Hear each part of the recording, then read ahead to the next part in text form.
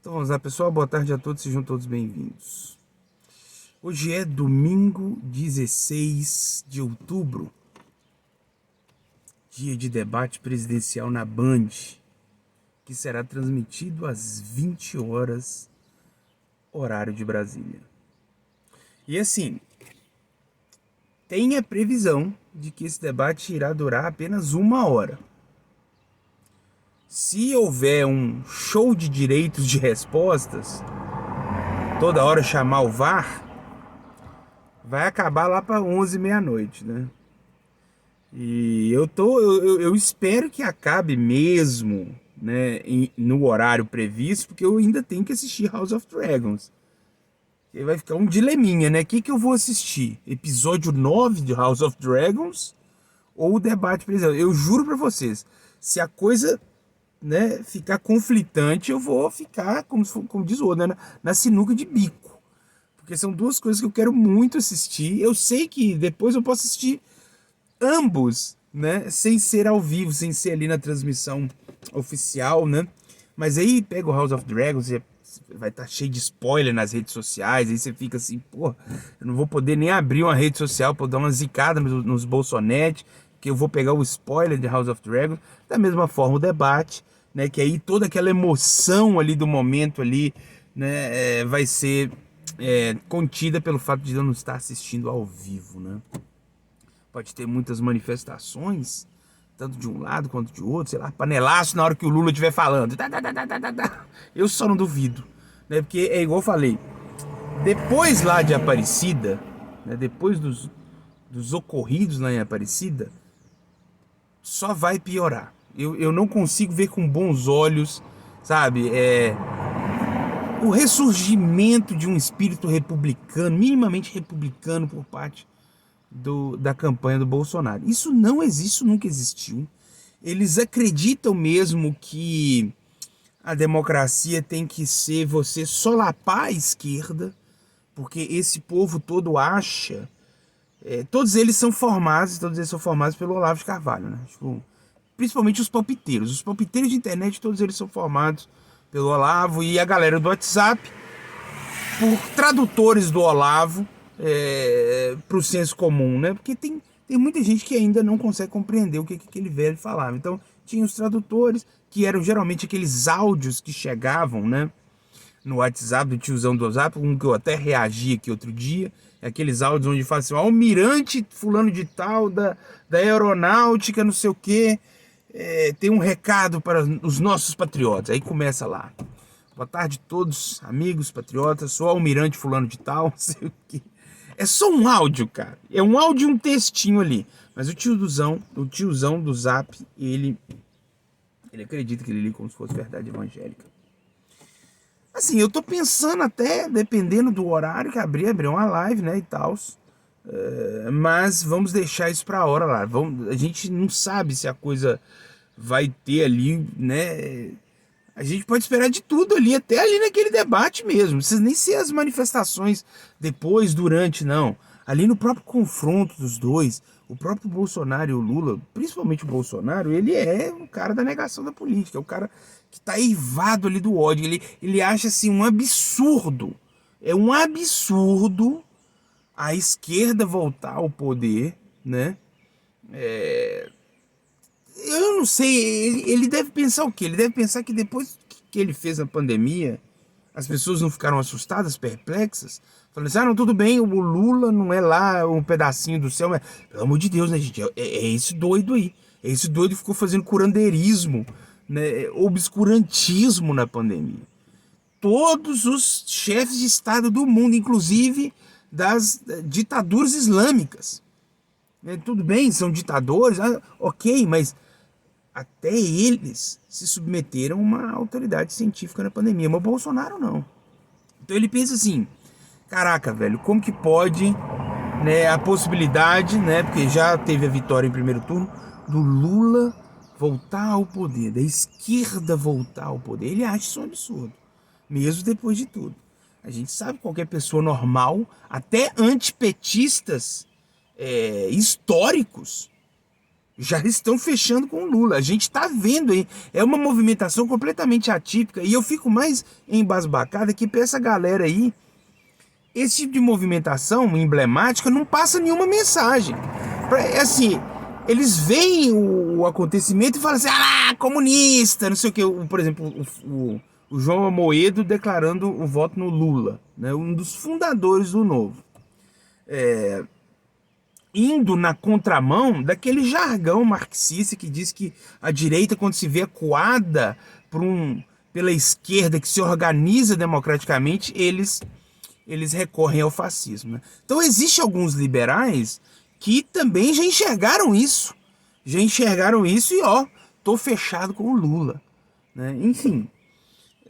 Mas para eles é isso, né? O Amoedo sinalizou pro Lula, ele já vai e coloca aquela frase do Olavo, né, que fala assim, que todo liberal não pode ver um comunista que, né, abre a bunda lá, não sei o que, daquele jeito grotesco dele.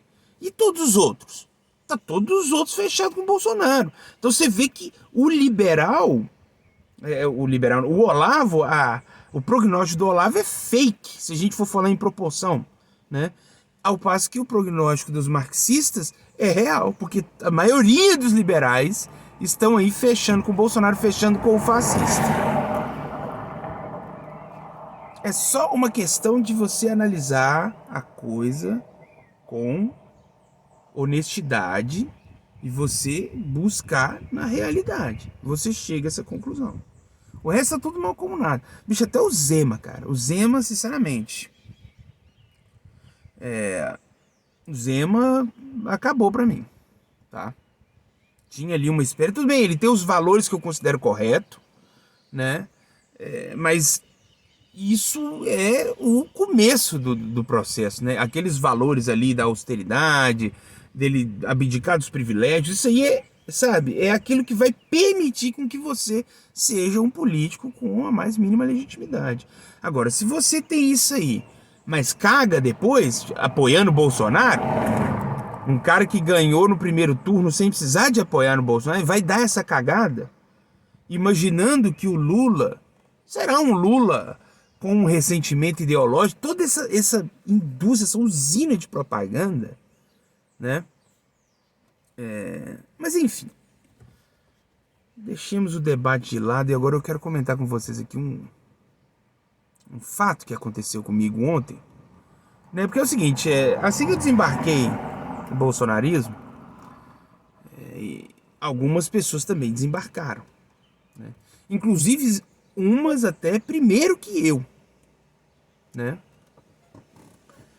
E o motivo é o mesmo. Da pandemia não tem jeito. A pandemia foi revelado um monstro. O cara é maluco, é doido. Não dá pra apoiar isso aí. Assim, a gente pensa que isso é papel passado. Olha, gente, apoiar Bolsonaro hoje e depois de tudo é uma movimentação insana. Porque a gente já viu que ele não sabe lidar com situações que são inesperadas, no mínimo inesperadas, como uma pandemia, por exemplo, com situações complexas, delicadas. Se ele for pego de surpresa, vai ser merda. Então a gente já entendeu que, tudo bem, a gente existe aqui toda uma classe política, de políticos fisiológicos, oportunistas, corruptos e tal, mas nenhum deles conseguiu chegar nessa distância, assim, em termos de atuação insana, tá? É atuação insana. O Bolsonaro é o cara, sabe, ele é a personificação daquela frase do Cogos, eu quero andar de tanque, porra, né? Aí, beleza, essas pessoas que desembarcaram também, eu tenho um certo convívio com elas, porque, tipo, a gente tem um alinhamento, né? Todo mundo viu o monstro, todo mundo tava com o monstro, sem saber que ele era um monstro, quando ele ainda era um germe, né? E a gente não viu o monstro que virou, né? Então a gente vai, começa a conversar, a gente tá alinhado e tal. Mas quando essa mesma galerinha tá vendo que é o Lula que vai voltar, aí, velho, bate né, como diz o meu psicanalista, é um narcisismo estranho, porque eu não entendo. Sabe essa coisa assim, cara? A propaganda antipetista, ela é eivada desse narcisismo porofóbico aí que existe, sabe? Porque a classe média, quando ela acha que ela já comprou a casinha dela, o carro do ano, mesmo sendo um carro popular, sabe? E conseguiu, sabe? O alpinismo social. Ele acredita que ele está muito mais perto de um Elon Musk do que o pedinte do farol. E isso é uma crença completamente falsa, né? Mas essa crença ela é reforçada, sobretudo, quando você é convidado para ir num churrasco na casa do chefe, né? Aí que você se sente uma pessoa que está ali, eu sou da elite. É narcisismo, cara. É narcisismo puro. É um narcisismo tamanho que quando surge um governante com um programa um pouco mais popular, um programa que está querendo pelo menos incluir o pobre no orçamento, vira a maior ameaça do mundo. Aí começa a vir com aquelas propagandas do comunismo, aí fala de Holodomo, aí fala de tudo, não sei o quê. Olha você ver que coisa absurda. O Lula conseguiu tirar o Brasil do mapa da fome, né? O Bolsonaro voltou o Brasil do mapa da fome. E aí eles começam a falar de fome de novo, como se o Lula será o grande responsável por uma eventual fome, uma escassez generalizada no Brasil, por causa desse tal de Holodomor. Não, porque o Stalin, não sei o quê, as políticas ali com os camponeses e tal, não sei o quê, gerou uma fome lá na Ucrânia, não sei o quê. Tipo, não tem nada a ver, cara. É uma coisa tão delirante, os caras estão tão submersos em propaganda. Eles não conseguem enterrar o Olavo de Carvalho, cara. Tipo, a porra morreu. Não morreu pra lá, pô. Esquece esse cara. Esse cara era embusteiro, pô. Esse cara ele era engodo, porra. Tipo, não é possível, velho. Não é possível, entendeu? Mas estão lá, né? Então, assim, a gente vê que sempre quando eu vejo um classe média falando que o PT é o partido maior escândalo de corrupção da humanidade, sabe? Humanidade. E o cara tá desconsiderando que o orçamento secreto do Bolsonaro cabe mais de 600 mensalões lá dentro. Tipo, o mensalão foi operado na casa dos Mi. Já esse orçamento secreto foi operado na casa dos Bi. E tá gente sendo presa aí agora, né? Todos eles estão sendo presos agora, porque descobriram a malversação. O orçamento é secreto, mas eles deixam os rastros, né? Vão sempre deixando uma assinatura ali da malversação do erário. É para fazer política, é para comprar voto. Tem alguns que foi descoberto que era para comprar voto. Pô, parada é secreta, pô. São as emendas do relator, mas elas não são transparentes. Você sabe que vai parar na mão do deputado, você vai para algum lugar, mas você não sabe para onde que vai. Aí tem toda aquela questão lá dos tratores superfaturados. É lógico que o montante dessa superfatura iria para comprar voto para o Bolsonaro. Talvez isso explica o crescimento dele nesse segundo turno. Não é um crescimento suficiente para virar voto, acredito que não, mas o que mais tem aí é gente falando em comprar voto. Tá uma boataria danada que tá rolando dinheiro aí nesses gabinetes, essas prefeituras aí de cidade aí que as prefeituras estão fechadas com o Bolsonaro, tá comendo uma dinheirama solta aí em espécie, né? Filas misteriosas acontecendo aqui e acolá. Tudo bem, por enquanto é boataria e especulação, né? Por enquanto tá. Mas já tem gente sendo presa aí. Fato é que já tem gente sendo presa porque deixou suas assinaturas, né, nessa malversação aí do erário com o orçamento secreto. Então a gente já descobriu, esse orçamento secreto é picaretagem e vamos descobrir tudo. E, sabe, vamos tirar esse sigilo aí. Se o Lula voltar aí, vamos tirar esse sigilo, vamos abrir a caixa de Pandora. Vamos ter que mostrar na marra pro povo que o Bolsonaro é corrupto também. E é uma corrupção que ela vem junto com a loucura, né? Porque não basta ser corrupto, tem que ser doido. E esse mesmo cara que tava conversando comigo ontem, né? Eu não acho normal você mudar de opinião em relação aí, né? Você virou a chaveta, né? Eu falei assim, cara, assim, eu descobri que o presidente que eu apoiei também não é normal. Mas não é normal eu virar a chaveta? O normal é continuar lá com ele? O normal é votar nele, voto útil, sabendo que ele é doido? Né? Esse negócio da loucura é emblemático. Cara. Você vai numa cadeia, por mais que você não vai desenvolver empatia com o apenado, né? Mas você consegue conversar com ele.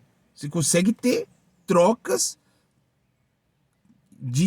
sabe, sentenças ali, uma respondida, outra ok, então você consegue dialogar.